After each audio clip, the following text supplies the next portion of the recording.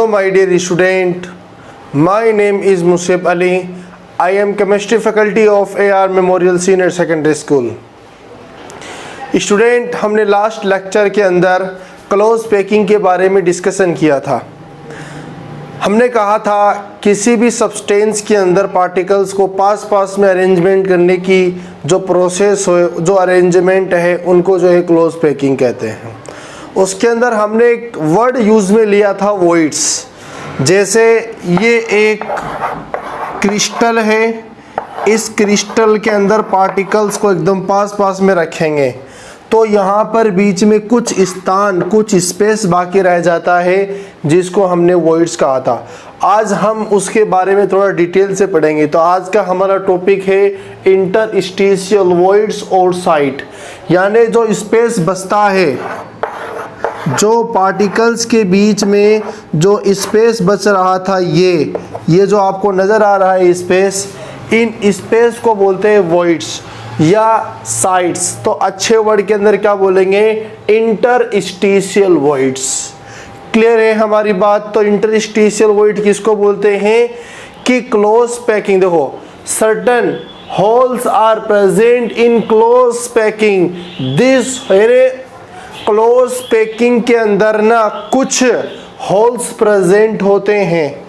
जैसे close packing पास में कर दिया, पार्टिकल्स को पास में कर दिया, पास में करने के बाद भी कुछ स्पेस बाकी रह जाता है या होल बाकी रह जाता है। इन होल को क्या बोलते हैं? इंटरस्टिशियल वॉइड्स कहते हैं।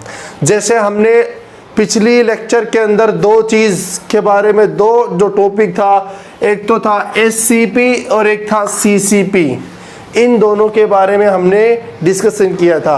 SCP क्या है? हेक्सागोनल क्लोज पैकिंग, जो 3D के अंदर होता है, या AB पैटर्न। या CCP क्या होता है?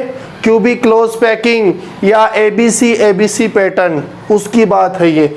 दोनों के अंदर ही क्या होते हैं? दो टाइप के वॉइड्स प्रेजेंट होते हैं।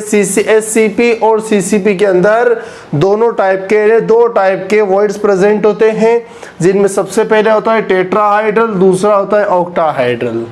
क्लियर है? तो आप वॉइड्स का मतलब समझ गए ना कि क्लोज पैकिंग होने के बाद भी कुछ जो है यहाँ पर स्पेस, कुछ होल रह जाते हैं। उन होल को क्या बोलते हैं? इंटरस्टिशियल वॉइड्स कहते हैं। क्लियर है? राइट कर लीजिए इसको। अब स्टूडेंट, इंटरस्टिशियल के अंदर फर्स्ट टाइप है टेट्राहाइड्रल वॉइड्स। तो टेट्राहाइड्रल वॉइड्स किसे कहते हैं? देखो, सबसे पहले हमने कहा था 2D हेक्सागोनल क्लोज पैकिंग के अंदर जो है 2D हेक्सागोनल क्लोज पैकिंग से 3D का फॉर्मेशन कैसे होता है। तो सबसे पहले हमने एक हेक्सागोनल स्ट्रक्चर बनाई थी इस तरीके से। हेक्सागोनल के अंदर क्या होता है? पार्टिकल्स इनके डिप्रेशन से शुरू होते हैं। यह है हेक्सागोनल क्लोज पैकिंग। क्लियर है कि एक स्पेयर यानी एक स्पेसिफिक पार्टिकल्स 6 पार्टिकल्स को अटैच कर रहा है, जिसको क्या बोलते हैं? Hexagonal close packing. अब इस हेक्सागोनल क्लोज पैकिंग के ऊपर एक दूसरी लेयर रखेंगे अपन। अब दूसरी लेयर कहाँ रखनी है? इनके टी वॉइड्स पे रखना है, हमने बात की थी। तो अब इसका टी वॉइड्स ये है क्या बताओ? तो हम इसके टी वॉइड्स पे रखेंगे। देखो, क्लियर है हमारी बात? अब मैं ये 3 पार्टिकल्स जो आपको पीछे वाले नजर आ, देखो मैं इनको मार कर रहा हूँ। एक तो ये पार्टिकल्स, और एक ये पार्टिकल्स, और एक ये पार्टिकल्स। ये नीचे वाले लेयर के 3 पार्टिकल्स मैंने ले लिए। तो एक, ये 2 और ये 3। क्लियर है क्या बताओ? या बनाता हूँ मैं, ये तो 1, ये 2 और ये 3, यानी 3 पार्टिकल्स मैंने मेरे हाथ में ले लिए। क्लियर है? 1, ये 2 और ये 3। अब इस ये जो वॉइड्स आपको नज़र आ रहा है हेक्सागोनल के अंदर, हमने इसको टी वॉइड्स कहा था। अब दूसरी लेयर टी वॉइड्स पे रखना है, तो मैंने इस वॉइड्स के ऊपर एक जो है पार्टिकल्स को रख दिया। क्लियर है क्या हमारी बात? बताओ। ठीक है, तो अब ध्यान से समझो। आप, मेरे हाथ में 3 पार्टिकल्स है, एक ये दूसरा पार्टिकल्स, ये तीसरा पार्टिकल्स। क्लियर है? पार्टिकल्स तो गोल होते हैं, तो गोल ही है इस तरीके से। ठीक है। अब इसके ऊपर आपको एक पार्टिकल्स रखना है, इसके ऊपर आपको एक पार्टिकल्स रखना है।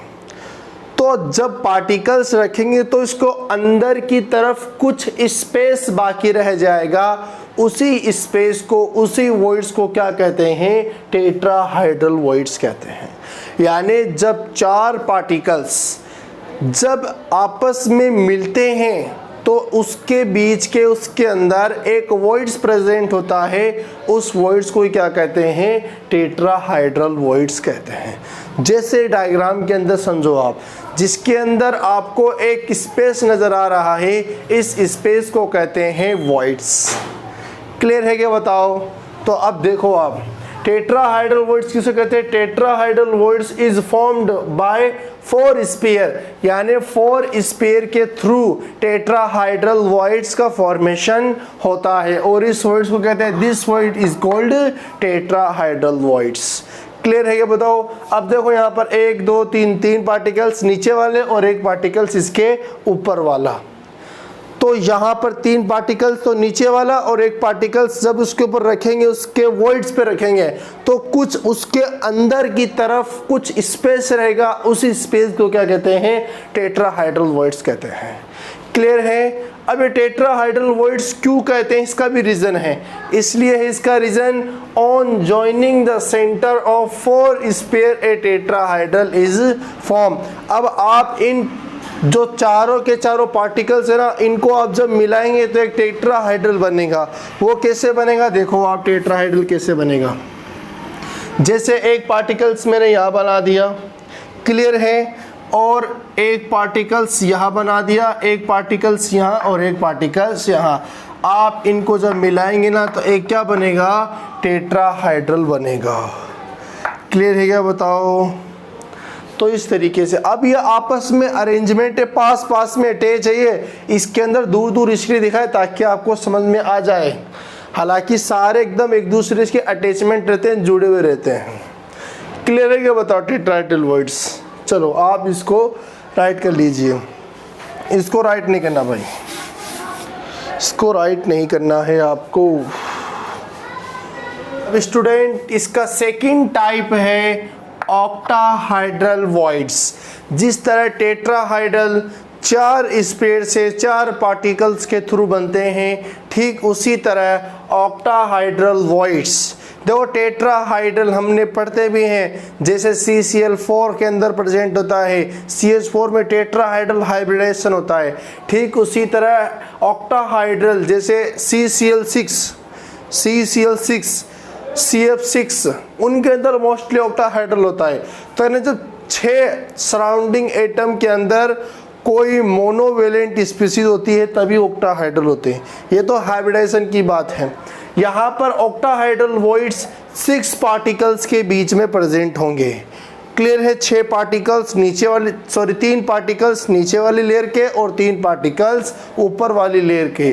तो देखो क्या है, एक octahedral voids is formed by 6, यानी 6 पार्टिकल्स के द्वारा बनते हैं। 6 स्पेयर के थ्रू जो है ऑक्टाहाइड्रल वॉइड्स बनते हैं, और इन वॉइड्स को क्या कहते हैं, ऑक्टाहाइड्रल वॉइड्स कहते हैं। क्यों कहते हैं, इसका reason, on joining the centre of 6 particles. जैसे यहाँ पर देखो, आपको सबसे पहले फर्स्ट लेयर आपको इस तरह दिख रही है, बिल्कुल सही दिख रहा है आपको। अब इसके ऊपर 3 और आपको जो है पार्टिकल्स रखने, तो मैंने एक पार्टिकल्स तो यहाँ पर रख दिया, एक पार्टिकल्स मैंने यहाँ रख दिया और एक पार्टिकल्स मैंने यहाँ रख दिया। अब आपको बीच में कुछ स्पेस दिखेगा यहाँ पर, इस स्पेस को क्या कहते हैं, ऑक्टाहाइड्रल वॉइड्स कहते हैं। जैसे इस डायग्राम के अंदर देखो, आपको बहुत अच्छे से समझ में आ जाएगा। 3 पार्टिकल्स नीचे की तरफ है, 3 ही पार्टिकल्स ऊपर की तरफ है। इसको क्या कहते हैं, इनके स्पेस को, इनके बीच में जो होल आपको दिख रहा है, इस होल को क्या कहते हैं, इस होल को क्या कहते हैं स्टूडेंट्स, इसको कहते हैं ऑक्टाहाइड्रल वॉइड्स। क्लियर है। चलो, on joining the centre of 6 sphere at a octahedral is form, यानी 6 जो पार्टिकल्स आपको नजर आ रहे हैं, इनको सबको आप ज्वाइन करो, ज्वाइन करने के बाद में एक ऑक्टाहाइड्रल आपको दिखता है। क्लियर है। अब देखो आप, जैसे हमारे पास कोई 100 पार्टिकल्स का कोई क्रिस्टल है, क्या है, 100 पार्टिकल्स है अपने पास में, उस 100 पार्टिकल्स का क्रिस्टल है। अब आपसे कोई सवाल पूछ ले, क्वेश्चन पूछ ले कि उस 100 पार्टिकल्स वाले क्रिस्टल के अंदर टेट्राहाइड्रल वॉइड्स तो कितने होते हैं और ऑक्टाहाइड्रल वॉइड्स कितने होते हैं, तो आप इसको कैसे किस तरह एक्सप्लेन करेंगे, तो हम उसके बारे में भी अपन पढ़ेंगे। तो मैंने एक बात लिखी है नीचे, पढ़ लेते। In and particles are present in this type of close packing, यानी किसी क्लोज पैकिंग, मोस्टली सीसीपी के अंदर, हम ये सीसीपी की बात कर रहे हैं, क्यूबिक क्लोज पैकिंग के अंदर। अगर क्यूबिक क्लोज पैकिंग के अंदर 100 पार्टिकल्स प्रेजेंट है, एंड पार्टिकल्स माना है यहाँ पर, तो कितने भी हो सकते हैं, तो हमने खुद से माना है 100 पार्टिकल्स। तो 100 पार्टिकल्स है, उन 100 पार्टिकल्स के बीच में सीसीपी अरेंजमेंट है, यानी फर्स्ट, सेकंड और थर्ड लेयर बिल्कुल क्या है, डिफरेंस है, एबीसी पैटर्न बोलते हैं। क्लियर है। अब इन 100 पार्टिकल्स के अंदर टेट्राहाइड्रल वॉइड्स कितने होंगे और ऑक्टाहाइड्रल वॉइड्स कितने होंगे, तो देखो, then number of tetrahedral voids is form 2n, यानी जितने पार्टिकल्स होंगे उससे डबल तो टेट्राहाइड्रल वॉइड्स होंगे। जैसे 100 पार्टिकल्स है तो टेट्राहाइड्रल जो वॉइड होंगे ना, वो कितने होंगे, 200 होंगे। क्लियर है। And number of octahedral voids is n, यानी जितने ही आपके पास पार्टिकल, जैसे 100 पार्टिकल्स है तो ऑक्टाहाइड्रल वॉइड्स कितने होंगे, ऑक्टाहाइड्रल वॉइड्स कितने होंगे, 100 ही होंगे। अगर बात करें पूरे क्रिस्टल में वॉइड्स कितने होंगे, तो 300 होंगे, यानी 300 होंगे। क्लियर है। चलो, so total number of voids is 2n plus n, यानी टेट्राहाइड्रल वाला और ऑक्टाहाइड्रल दोनों को ही जोड़ के आपको क्या करना है, पूरे जो है टोटल नंबर ऑफ वॉइड्स आपको डिफाइन करना है। तो कितने आएंगे, 3n आएंगे। क्लियर है क्या, बताओ। यानी अगर पूछे टेट्राहाइड्रल वॉइड्स कितने होते हैं, तो जितने पार्टिकल्स होता है ना उसको 2 से मल्टीप्लाई कर देंगे तो टेट्राहाइड्रल वॉइड्स आ जाएंगी। और ऑक्टाहाइड्रल वॉइड्स की बात करें तो जितने पार्टिकल्स है उतने ऑक्टाहाइड्रल वॉइड्स प्रेजेंट होंगे। बताओ क्लियर हुआ कि नहीं हुआ है। क्लियर है, आप इसको राइट कर लीजिए।